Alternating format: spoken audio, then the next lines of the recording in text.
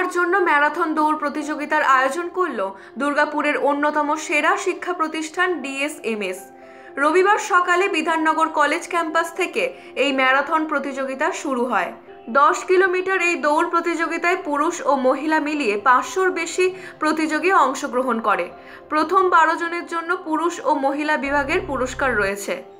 এছাড়া প্রত্যেককে শংসাপত্র দেওয়া হবে বলে জানান সংস্থার অন্যতম কর্ণধার শিউলি মুখার্জি। পতাকা দেখিয়ে এই ম্যারাথন প্রতিযোগিতার উদ্বোধন করেন এদিনের বিশেষ অতিথি দুর্গাপুরের মহকুমা শাসক ডক্টর সৌরভ চ্যাটার্জি। তিনি বলেন, এটা শিল্প শহর, সেখানে পরিবেশের জন্য ম্যারাথন দৌড়কে স্বাগত জানাচ্ছেন। সফল তো ভালোই হয়েছে, কারণ যা দেখছি যতটা আমরা আশা করছিলাম তার থেকে অনেক বেশি পার্টিসিপেন্টস এসছে এখানে। আর সব থেকে যেটা মজার ব্যাপার বা আনন্দের ব্যাপার সেটা হলো অনেক দূর দূর থেকে ইউপি থেকে শুরু করে আরও কলকাতা থেকে অনেক লোক এসছে।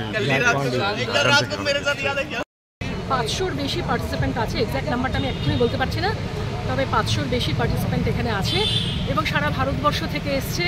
এবছরে আমরা ছেলে এবং মেয়েদের জন্য সেম ডিস্ট্যান্স রেখেছি এবং একসাথে আমরা ছেড়েছি, কিন্তু আমাদের পুরস্কারটা থাকছে আলাদাভাবে। 12 জন ছেলে 12 জন মেয়ে, এদেরকে আমরা পুরস্কৃত করব। তো দুর্গাপুরের জন্য একদম পারফেক্ট একটা ইনিশিয়েটিভ, যেটা ডিএসএমএস কলেজ থেকে প্রত্যেকবার করে, এবছর হলো। যে ছোটো ছোটো জিনিসগুলোর উপরে আমার মনে হয় এখন আমাদের ফোকাস করা দরকার। একটা হলো হেলথ ইস্যুস, স্পোর্টস, এনভায়রনমেন্ট, সেই পুরো ব্যাপারটাকে নিয়ে একটা ম্যারাথন।